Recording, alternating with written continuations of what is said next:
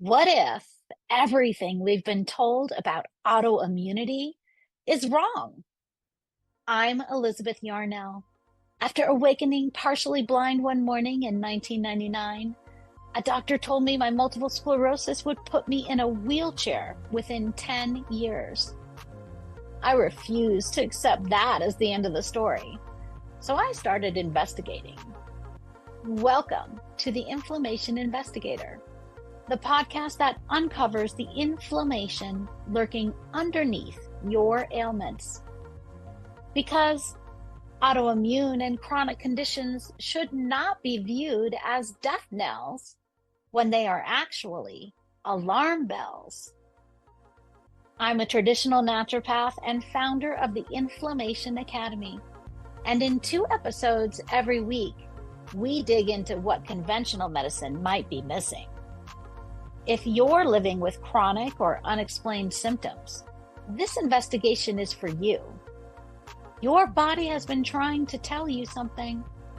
Let's start listening.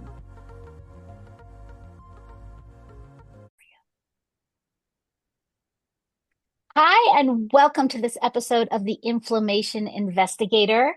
I'm really excited to greet today's expert. She's actually a personal friend, and we're going to talk about something that is on the minds of so many people these days, which are those peptides, those weight loss injections that are so popular these days, as well as just weight loss and weight health, as she says it, and what that actually means. So let me introduce you to Ashley Koff, a registered dietitian. She is a USA Today bestselling author of Your Best Shot and founder of the Better Nutrition Program.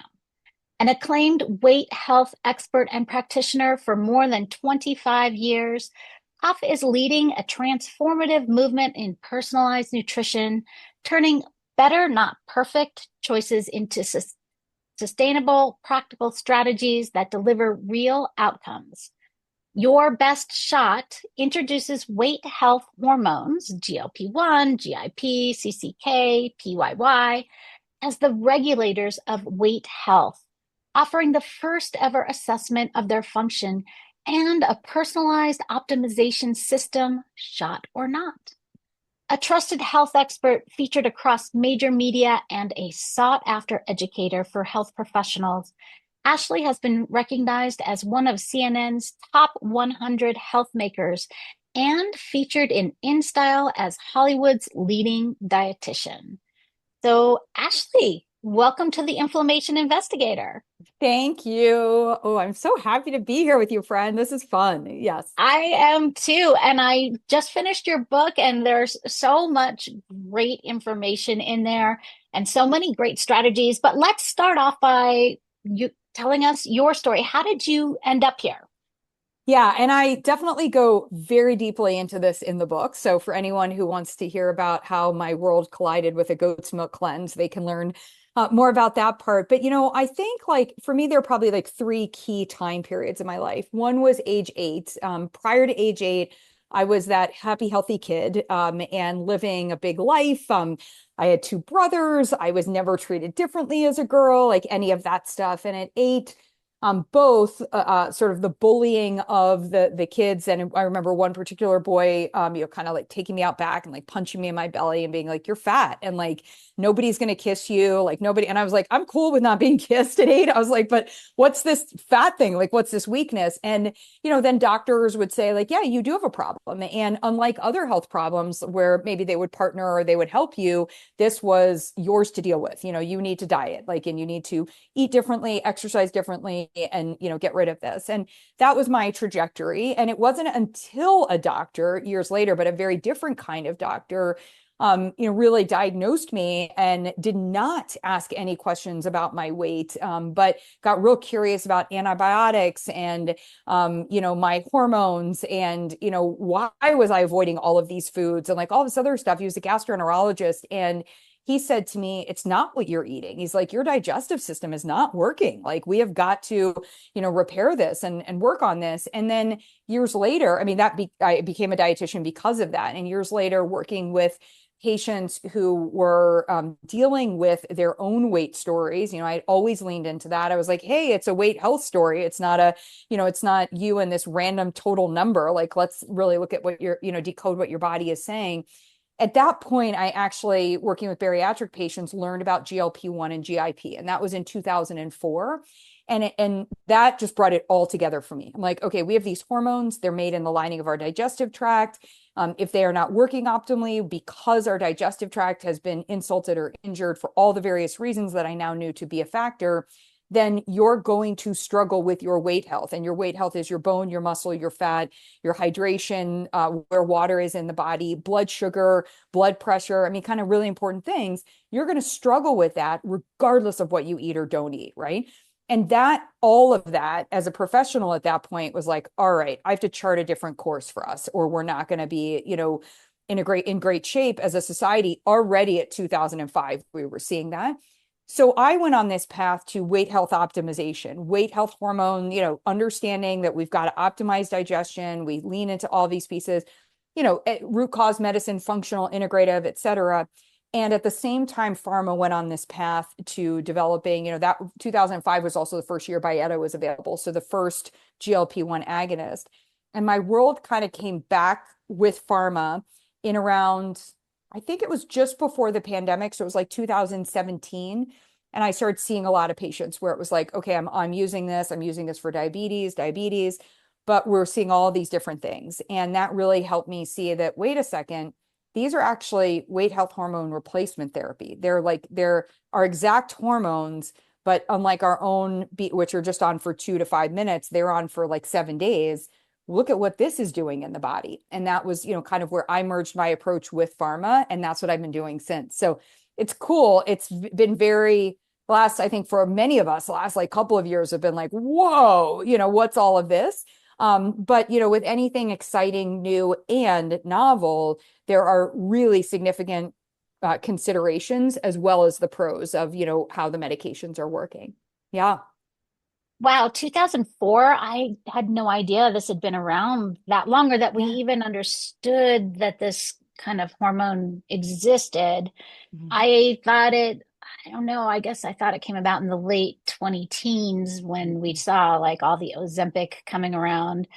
And so you were working with it with diabetes patients first. Yeah, so if we go all the way back in the 1990s, like when I was like goat's milk cleansing and trying to address my weight, the pharma, some researchers identified in a Gila monster that a Gila monster makes a hormone very similar to our own. It's a peptide chain, so it's a chain of amino acids, but that one stayed on for 30 days. So they're like, wow, like I wonder how a Gila monster can like hang out, not deal with its hunger. It gets to eat the fat out of its tush. So it's like, okay, I don't have to go to the grocery store. But they were able to manipulate that chain for our body's receptors to receive it fully. So, that's the key thing for any hormone replacement. If I'm a type 1 diabetic and I need insulin, if I am choosing to use testosterone or estrogen, we talk about it being bioidentical. We talk about it like, the body recognizing it and being able to use it. Well, what they created was not bioidentical because of this duration being very different, but instead of it staying on for 30 days, the first one stayed on for half a day. So it was a twice daily injection. Then it was a once daily. And actually, where I was working at the time, they were doing some of the early research. That didn't cross with me. But what's really interesting is bariatric surgeons will tell you this, endocrinologists will tell you this. I mean, they've been studying incretin hormones and the incretin effect for plenty of time. So we knew about these hormones. We just had relegated them, just like we do. We think we've historically thought of the body as all of these different systems. So they were just in the blood sugar system. So why would anyone look outside of the blood sugar system for a solution for how to optimize the body, right? And, for me, it's really, I've always looked at the body as an ecosystem. So I say that I'm the backwards doctor because instead of being a DR, I'm an RD. And so I look at the body totally differently. I'm like, okay, you're this operating system, and I want to know, do your current resources that you're taking in meet the body's needs? And so when I started to think about the body as this ecosystem, you start to look at and understand all the places that these, hormones play, which is significant. Yeah. Wow. I mean, I feel like there's a lot that we haven't been taught over the Right. years. I kind of always thought the story was that they were using these hormones or these peptides for diabetes patients, and they noticed there was a side effect. They were losing weight. So that's not That's the quite. true story. That's 100% true. Oh, So, okay. because like nobody would say this, but we would say this. The holy grail would be, could you find something that could address that? And if anyone's listening and not watching me, that I'm huge air quotes here, that weight loss, that weight issue, right? Because we have an obesity problem. All of those are in air quotes. No, when the body puts fat on inappropriately, when it's excess fat, when it's visceral fat, subcutaneous fat, when it's the wrong color adipose tissue, etc., it is doing so as a signal. It is a dysregulation. It is just like if you are making something in the kitchen. I'm going to not come up with a good analogy, but instead of like you're trying to squeeze everything into like the donut and it goes out like all of the different edges of the donut. I don't know what the great example would be, but it just things were going in the wrong place. That's a signal. And so I don't care if it's a 3 or a 5 pound signal or if it's a 50 or 100 pound signal. If we just turn around and say, oh, wait, you just need to lose weight, we actually haven't decoded the signal. So when they were looking at Ozempic, well, at the time it was liraglutide, and they were saying, okay, what was so innovative was, instead of us trying to stop resistance or deal just with insulin, what if we understand that there's actually hormones that tell insulin to go to work? That was the novelty there, because it's not just resistance, it's the message to tell insulin to go to work is not happening. It would be like if you had a chain of dominoes and you were trying to get the whole domino chain to fall down, but you were starting with the fifth domino. Like nothing's going to have 1 through 5. Like, so you're just not going to get an effective chain response. So that's what was happening with diabetics. And when we started to see that their blood sugar, so everybody was like, well, if your blood sugar is doing better, maybe that's why you're losing weight. And that was the whole thesis. So if we improve blood sugar, somebody's going to have a better time eating. They're going to have a better time. They're going to make better choices. Again, the whole diet and exercise, calories in, calories out. And then it was like, wait a second. If it's making people not think about food as much, if it's helping people like their appetite or their hunger is going down. And then when you started to see from a twice daily injection, once daily injection, and then when you had a 7-day injection, it was like 7 days of not having your diet brain, 7 days of making better choices, almost all 7 days in a row, right? That was the game changer. And that was really where we saw the significant weight loss come in. Yeah. You talk a lot in the book about the difference between weight health versus weight loss. Can you describe that a little bit? Yeah, because I want everyone to break up with weight loss. It is a dumb, ineffective, disempowering, problematic. I could go on and on. It doesn't work and it's not your better goal. So, weight loss, I should say it does work, because any of us can lose weight. We will find it again, but we also may lose the wrong things or do it in an unhealthy way. So, total weight doesn't tell us anything about your body. It literally only tells us about a mass, right? It doesn't tell us why we have weight here, why we don't have weight here, what's going on with bone, what's going on with muscle, what's going on with blood sugar, what's going on with fat, like any of that stuff. So what we do, at first I was like, what if I could just say like, ditch weight loss, choose health? And I tried that. Instead of calling it weight loss surgery, I tried to call it health gain surgery. But I realized something. My bias against weight loss was creating a problem in the statement, because I didn't want people to think about their weight. I was so tired of everyone being identified by their weight. But I realized your weight is an identifier. It is a signal, but it's your fat, your bone, your muscle, and your hydration status, that the types of them, the amount of them, the location of them, they are key signals for your health. So the concept of weight health is, first of all, we have these weight health hormones. They regulate the body's bone, muscle, fat, water, et cetera. So we need to pay attention to them. But if we focus on weight health as a goal, we actually have the approach where what we want at the end is not loss. We want health, right? Like, so we actually are defining it properly. And the second part is we're actually aligning with our body's physiology, which is to actually understand, what is your bone telling me? When your bone is more breaking down than building, it is telling me things. When your muscle is building and not being lost, it is telling me things. When water is too much outside of the cells and not inside of the cells, or we're drinking it, but we're peeing it out, it's telling me something. So what I really leaned into is that your weight are these signals, and your weight health would be the goal for it to be, for those signals to be demonstrating that they're healthy. Yeah. One of the things I enjoyed in your book was when you talked about how to do the test. Are you a hose or are you a sponge? To tell how you are retaining or just moving water through you. Can you explain that one a little bit? Yeah, I'm the daughter of a pediatric urologist, so we had a lot of hose related jokes, and he's also a comedian. But we had a lot of hose related jokes around, the dinner table and places that others would probably deem inappropriate just because of the type of surgery it was. So years and years and years later, I was always trying to find a way to communicate with my patients and to debunk for the media, et cetera, these ways of thinking about things that I knew to be incorrect. We should not be drinking half of our body weight in water. Like it isn't, everybody is not going to be hydrated if they drink 8 ounce glasses, et cetera. Hydration is not about the intake of water. Hydration is about you having an optimal amount of water where it is supposed to be and available to be used by the body when it needs it. And the process of hydration, getting where it's supposed to go, has to do with electrolytes, with minerals, but it also has to do with the balance of hydrators and dehydrators. What are we taking in? What are we doing? That kind of thing. Things like when you have high blood sugar, the body takes water outside of it from the cells and puts it into the bloodstream, along with some of those electrolytes.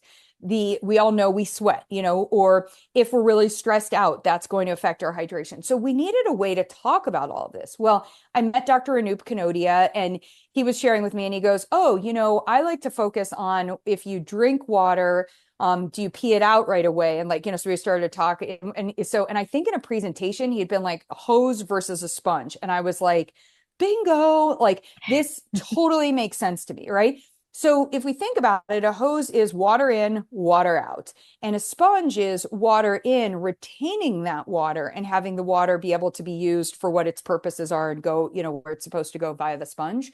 So I like that as an analogy. And we can be a hose at one part of the day and a sponge at one part of the day. So like as an example, if you wake up in the morning and you are drinking coffee and then have your water, maybe you have too much sugar with your breakfast. It was like that morning that I decided to go for the muffin. Then I'm like super stressed because I'm late. Then whatever. And then later in the day, I have alcohol, okay, like all those things could be like, all right, that's making me a hose. But in that same day, maybe at lunchtime, I paused, I ate my lunch. Maybe I had some electrolytes in the form of I had chickpeas, which had potassium and magnesium. Maybe I had a little chocolate. Maybe I did have an electrolyte in my water. Maybe I had water instead of a soda, all these different things. Then I might be a sponge in that moment. So it really helps us kind of lean into understanding, does my body have water where it needs to be? And that's going to be super important for your overall weight health on that part. So you talk a lot about infobesity. Can you explain what that means and how that has to do with things like food noise, which is something that I think is fairly commonly known now that the peptides address? Yeah. So I hope I'm not giving it to anyone right now. But if you're feeling a little bit like some of the stuff that I'm saying is like in direct conflict with what you have felt, in the past, of what your mindset. So remember, there's mindset, which are not facts, but beliefs, and then there are facts on that part. So I'm sharing physiology, but you might be like, I don't know if that's true or this. And all of a sudden your brain is just being like I have it sometimes, you wake up in the morning, you're like, okay, I'm going to be vegan. No, I need to make sure that I have eggs because I need choline. Hold on a second. I'm not supposed to eat for a couple of hours. Wait, if I don't eat, I'm not going to get in enough protein. Like you just go through all these different things. And it's like, oh my gosh, my brain looks like my hair right now. It's just crazy. It's like big and it's curled and it's like, So what we know to be true is that excess information, even if it's good information, even if it is like this absolutely is 100% correct, when it's in the mix of just too much information, that's overwhelming your system. that's driving your stress response. That's negatively impacting your digestion. It's shunting attention away from it, right? It's also, we like our shoulders might be up here. I might be quick to respond to somebody, or I might just make a quick choice, like I call it a like, oh, F it choice. I'm like, I'm just going to go and do that. And so those are the things that actually lead us to a place where we're not going to consistently make those better choices. One of the things that I often like to have people take away is that there's really no information that you need that is going to help you be healthy. Let's sit on that. There's no information that you need that is going to help you be healthy, but there are insights. So instead of actually trying to acquire knowledge, which is all brain, right, and overwhelm, if instead I drink some water and I see how long it is until I have to pee, that actually tells me, am I a hose or am I a sponge? Or it gives me some insights. I might need to learn a little bit more. What if I bite into an apple on a scale of 1 to 10? It's about a 3 in terms of sweetness. It's not that sweet. I would have to bake it, put some honey on it. I might want to put some stevia because I'm not having honey, whatever, but I make it sweeter. Okay, that tells me my sweet taste buds are not aligned with what would be better and what like sort of the baseline for my body, right? What happens if I wake up in the morning and I can't have a bowel movement, or I can't be like nice and go about my day if I don't have coffee? Okay, like what's going on with my caffeine needs here, and that kind of thing.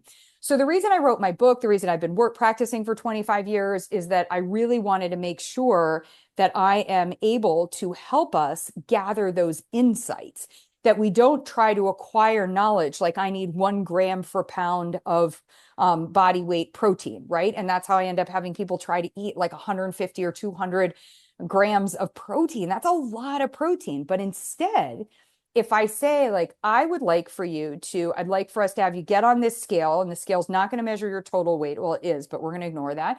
And it's going to tell me about your fat and your muscle and your hydration status. And then I want for us this week to aim for, when you wake up, eating within about, 2 hours of waking, taking something in. It doesn't have to be eating, chewing. It could be liquid, etc. And I want you to get in 15 to 30 grams of protein, that and about every 3 hours afterwards, right? And I've already assessed your digestion. I think digestion's pretty okay, et cetera. A week later, I want to see, have I gained fat, lost fat, what is going on with my water content, and what's going on with my muscle. That's going to give me a better idea about, is your protein intake actually better for your body? Now, that's just related to muscle. I could also be looking at questions around your skin. I could be looking at questions around your blood sugar. I could be, there are a lot of things that, our protein does in the body. But that's an example of how we can actually move away from these like mass recommendations that were created to make things, I think, really simple. One of the ones I've been focusing a lot on right now is calcium for bone health. Like, wouldn't it be cool if just like your bones just needed calcium, right? And we're just sitting there. It's like, oh my God, like, and excess calcium is actually a huge problem, but also calcium that doesn't have the nutrients that direct it into your bone is also a problem for arterial plaque, for kidney stones, for stress. So we have to break up with the information, and we need to pivot over to really having these insights. And one of the places where information excess plays out is in what we're calling, it's the prefrontal cortex. It's in what we're calling this food noise. I think it's a catchy term, so I'm not going to try to like break it apart, but I think it probably even under delivers or under explores the problem, because I think it really is actual just total information. But for many people, especially because we have been dieting and thinking about our food like almost 24/7 for decades, we have this food noise that is like, I could not be hungry, I could not be needing food, but I'm thinking about it. And I'm thinking about it even if I don't eat it. So I might like not be overweight. I might not have any, issues with my intake for my body, like any of the like traditional isms, but I could still be battling food noise. And I think that's one of those, it's an excess of information. And the thought process there is, I'm trying to figure out what to give my body, but also my body's dysregulated and it's not getting the calls to action at the right time period. And so that's where food noise also comes into play. I really appreciate you explaining that, because I had been assuming that food noise refers to thinking about food and eating all the time. Right. And But eating all the time, right? Because we have right, this and eating bias. all the time. Yes. And I love your honesty there because we all have bias, right? Like, so we have biases like in, like, I get biased when I meet a doctor that they're going to have weight bias. Like, that's just, I'm like, and usually I'm right because I walk in the door and there somebody's like, can you get on a scale? And I was like, we don't have to do that. Like, I don't even know you. So the two pieces are thinking about food and eating all the time. Because of course, only the people that are eating all the time are the people who are thinking about food all the time. No, many, many, many of us have been thinking, who are thinking about it all the time. And in fact, might even be in an eating disorder or a disordered eating behavior, and we're not eating, right? And or we're not nourishing our body. We're having diet soda or we're having supplements or we're having things where, well, supplements would still nourish, but we're not eating food and in that space. And we've created coping mechanisms, but we still have the to not eat, but we still have the noise going on. Yeah. Thank you so much for explaining that because when people have talked about the food noise and, oh, being on the peptides just reduces the food noise, and I look at them and I think, well, I don't feel like I have food noise. I don't always spend my time thinking about what am I going to eat for my next meal Right. and when can I get that thing out of the fridge. But it's so good to know that that is not exactly what we're talking about when we talk about food noise. I want to go back to what you talked about that equation that I agree is so fundamentally flawed, which is calories in minus calories out. Mhm. Can you talk a little bit more about that? Sure. I mean, I don't know about you, but in my diet years, and certainly watching friends or people that I knew at school who had true eating disorders, where I was like trying to acquire one, and fortunately was unsuccessful. But how much time on the elliptical or how much time on the treadmill? And it was like, in order to go out and have dinner, if I could just literally get in there and expend 2,000 calories and I go eat 800 calories, I'm going to be at a 1,200 calorie deficit. So, first of all, calories are a vehicle for energy. So, they are absolutely going to impact the body in that way. But all the calories do it in a different way. Carbs different than protein, then different than fat in terms of how we digest them, and alcohol. And then also, the body is an operating system that uses nutrients. So the real question is, does my body have the nutrients that it needs to run better? So if we go back again to the weight health versus the total weight or the weight loss approach, in weight health, we're identifying that fat, inappropriate fat in terms of type, amount, location, is a signal that the body is sending. And it's sending it because it doesn't feel good, right? It's saying like, hey, how you're resourcing me or how I'm operating or the combination of those two is not working better. And so if we try this oversimplification of some math equation, which we've all done, like variety, we had 100 calorie pack snacks and we've had, like all these different things, like a meal is five. The reason I don't use term meal or snack anymore, in my book, I always use the term pit stop. And I came up with that because I'm like, your body's like a race car. I want you to pit stop. But I also had to use it because meals were 450 calories, snacks were 200. I mean, any of us who've done Jenny Craig, Weight Watchers, X amount of points, the X amount of points for this. No, that's not how your physiology works. So you could have the right calories in, calories out. You could have chronic inflammation. You could have impaired detoxification, suboptimal. You could certainly have suboptimal digestion. You're not going to have the results that you want to see. One of the biggest things to me that this really illuminates is, yes, I do not want to dismiss that we have 40% of the population that meet a criteria for obesity. And that would be where your BMI is over 35 or over 30 even, just depending on, kind of what class, or what type of obesity we're looking at. I don't like that because that's just weight for height. It doesn't tell me anything. That's only 40% of the population. 9 in 10 adult Americans do not meet the criteria for metabolic health. That's a lot more problematic. That's where we have we are just unhealthy, right, as a population. And so if calories in, calories out was the only conversation. Because I also know my obese patients are not exceeding calories in, calories out all the time. They may have at points in their lives, they may not. Sometimes they're not able to, though sometimes they aren't. Sometimes like somebody who doesn't have obesity is not able to move their body for, enough time or, that kind of thing. Okay. But the calories in, calories out is not the solution, right?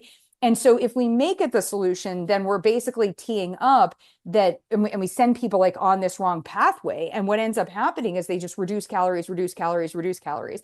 I remember my grandmother, in her 80s was like, all of my friends like here are on this diet plan, this diet plan, this diet plan. If they just ate less, like she was so focused on just the intake. And I'm sitting there, now through the lens of saying like, oh my gosh, like these women didn't have any hormones done. Like they were not getting the hormones, they were not nourishing their body. They didn't have fats, like, because it was a fat-free era, like that kind of thing. So it was all this, metabolic imbalance, right, in terms of blood sugar and everything else. So really important for us. I have a whole chapter called Shit to Unlearn. It's like, this is all the stuff we gotta, get in there and start to unpack and break away from. Yeah. Yes, that chapter was fascinating, I Yes. have to say.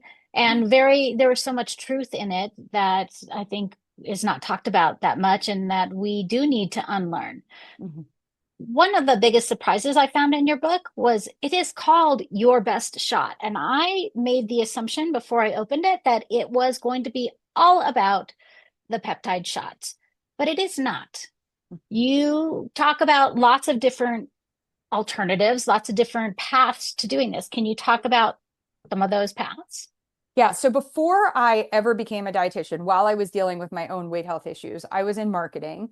I worked in a global ad agency. I sold sugared cereals, and I told y'all they were really good for you. And you went and bought them because I told you they gave you great morning energy. They were good for your heart, even though they were so loaded with sugar, but they didn't have any fat, like all of these different things.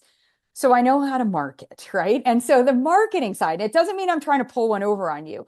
I want you to know that your best shot is weight health hormone optimization. Whatever way we get there, whether we use, and that's why it says on their GLP-1 shot or not, and that could be GLP-1 shot, pill or not, right?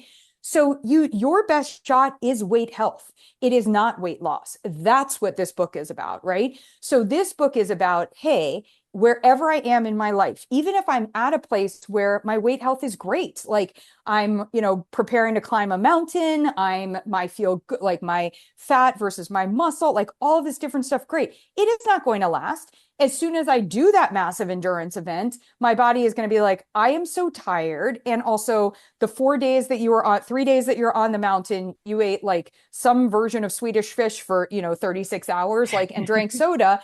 I'm not going to be happy with you. My digestion's going to be unhappy. My inflammation's going to be out, like all of that. So I'm going to then have to work on my weight health. And hopefully I work on my weight health over the course of the next month and maybe don't have to exercise so much. And I'll just feel, from a training standpoint, and I'll feel better. Right. So this is what I want you to have is the playbook for whatever stage you're at. The other side of it is no one gets a pass on optimizing our own weight health hormones. And one of the things I'm concerned about in the GLP-1 medication space is that there's this presentation that these are solutions. They're not. They are a tool. They are a tool as part of, I call them a topping to your pizza. They are a tool as part of optimizing your weight health hormones. They cannot replace you doing the work to optimize your weight health hormones, which my analogy is your pizza on that part. Yes. And do we have time, I think, to go a little bit into the pizza? Can you explain, like, Yeah, what is yeah. the crust? What is the Sure. sauce? What are the toppings? Yeah. So as you'll learn in the book, when you meet Mr. Pizza Pop, he was one of my OG patients in the weight health space. And he went from eating one pizza at the end of the day, a large pizza, to meet his calorie needs. He was not exceeding his calorie needs to meet his calorie needs. And he was drinking diet soda all day. To we shifted and we had him eat 3 slices of pizza every 3 hours. And before he was cleared for weight loss surgery, he had to lose 50 pounds and he hadn't been able to. And he also was actually became undiabetic, not diabetic, off of his medications before weight loss surgery. So from there, I was like, well, I'm going to use this pizza analogy because I'm like explaining. So what we did there for him, when this is what my weight health playbook is, what you have in your best shot, the crust is your digestion and your hydration. So I include hydration in digestion because your digestion is your operating system. It is your body being able to use what it receives. It is being able to identify it, to break it down as needed, to build it into other things, to absorb it, to move it, motility where it's supposed to go, and to eliminate what it no longer needs. And the absorption part is also, and delivery part is also, with hydration. If your crust is suboptimal, you cannot have optimal outcomes from your resources.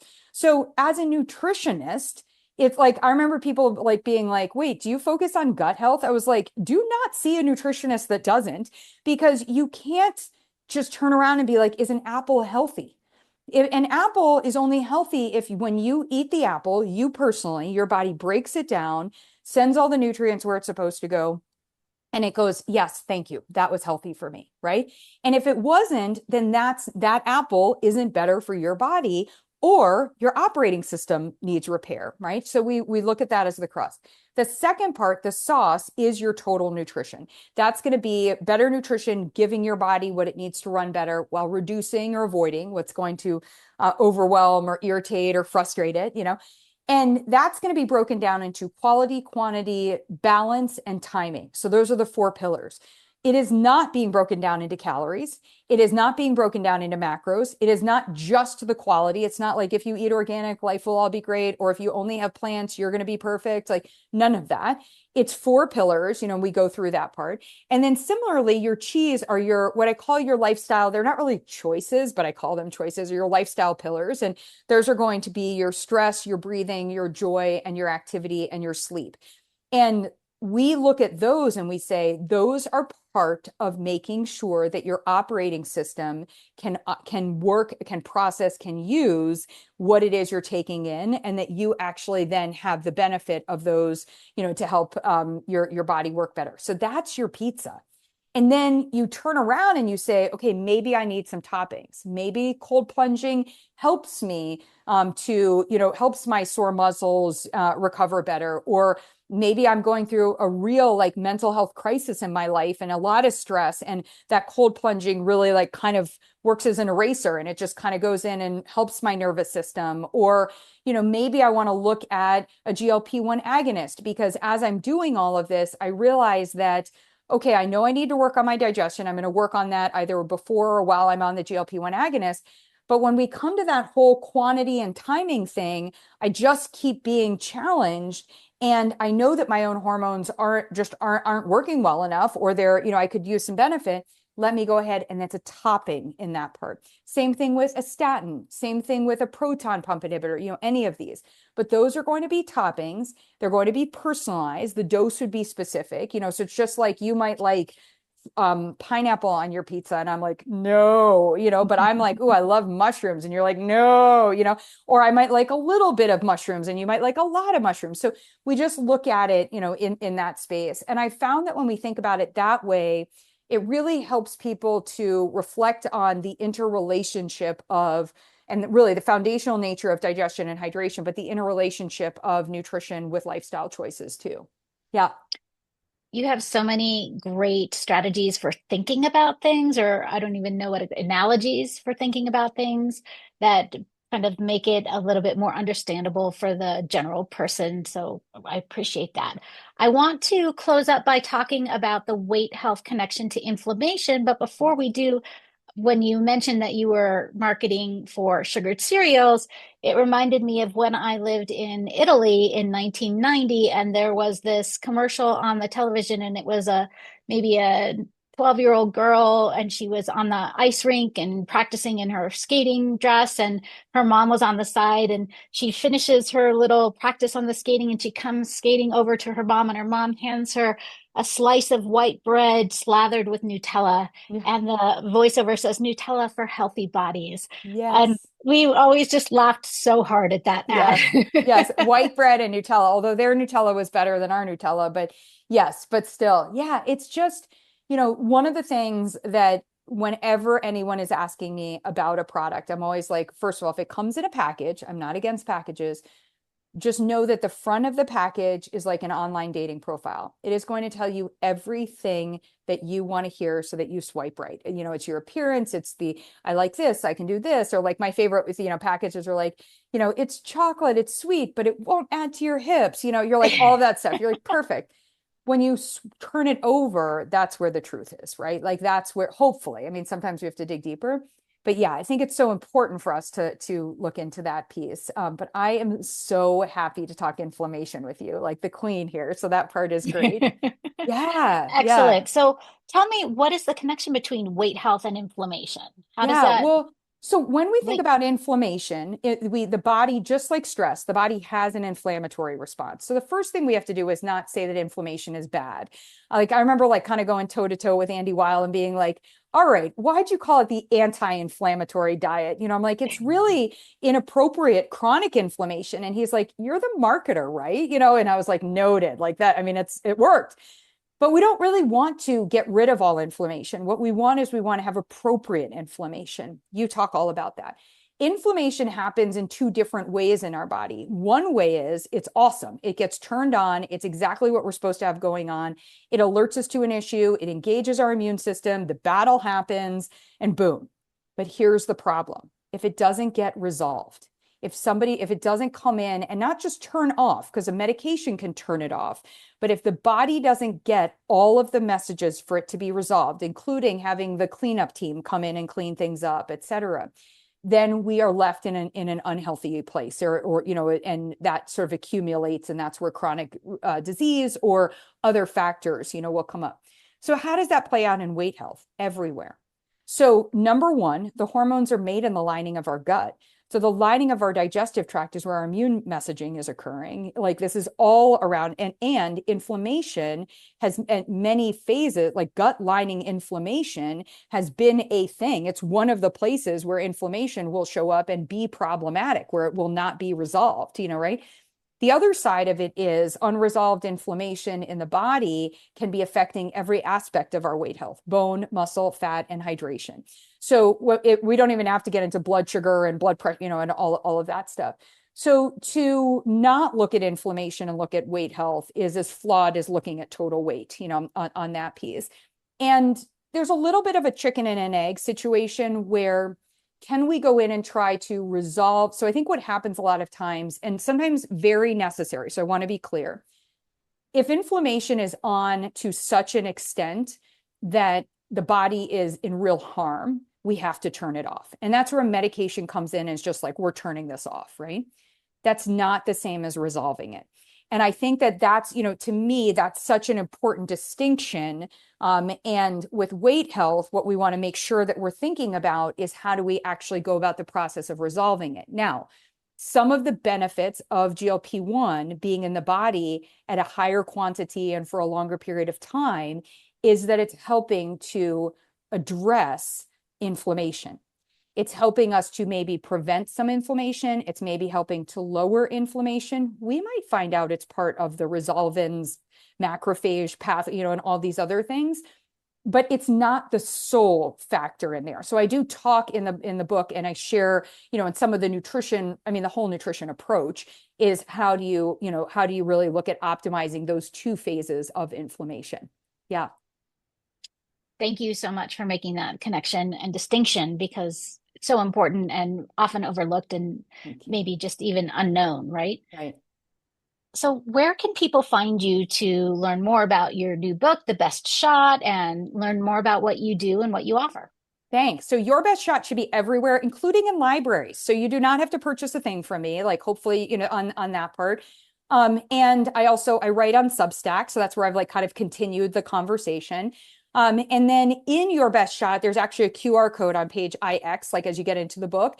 And in there, that takes you to our HIPAA compliant private community. So it's a practitioner portal, and you can ask your specific questions. So we're not your practitioner. You could become a practitioner. You could work with one of our clinicians, but it's just to make sure that you can ask the more personalized question in a private space, on that part. And we have additional resources there. And then on social media, hopefully wherever hopefully it's still me and nobody's like taken over, or like, it's not, on that part. I do have an AI, but I run an AI. I have the weight health nutritionist as well on that part. Yes. Oh, Oh, you run an AI. That's yeah, more to interesting. come. That'll be a whole other conversation that we have, Elizabeth. Yes. Oh, I can't wait to see that AI. That Hmm. should be really fun. Thank you. Excellent. So, um, Ashley Koff, do you have like a website with your name on it too? Should Oh, we the spell Better your name for Nutrition people? Program. Yeah, it's the Better Nutrition Program. But if Okay, you were also to Google me or wherever, whatever you see come up with this, with this podcast, you'll be able to get it. excellent. So it's ASHLEYKOFF is Koff. Yes. Thank you. Ashley, thank you so much for coming on today. This has been Thanks for super having fun me. and really informative. So thank you. I really appreciate it. I appreciate you. Thank you. And that's another case filed on the Inflammation Investigator. Remember, every symptom is your body's way of communicating. We just need to learn the language. If today's episode sparked something for you, I want to hear about it. Share your own investigation discoveries with me on social media at Elizabeth Yarnell, or find me at elizabethyarnell.com. Your experience could be exactly what another listener needs to hear. And make sure you're subscribed so you never miss an episode. And here's the thing about investigations, they work best when you're not going it alone. If this podcast is helping you uncover the answers you've been searching for, please like, rate, subscribe, and review, and share it with someone who needs to hear this message. As a new podcast, these actions mean more than you know. Want to dive deeper into your own inflammation investigation? Head over to inflammationinvestigator.com, where you can take my free inflammation quiz to uncover which hidden triggers might be affecting your health. Until next time, this is Elizabeth Yarnell, your inflammation investigator, reminding you that the solutions to your health issues are out there. Let's find them together.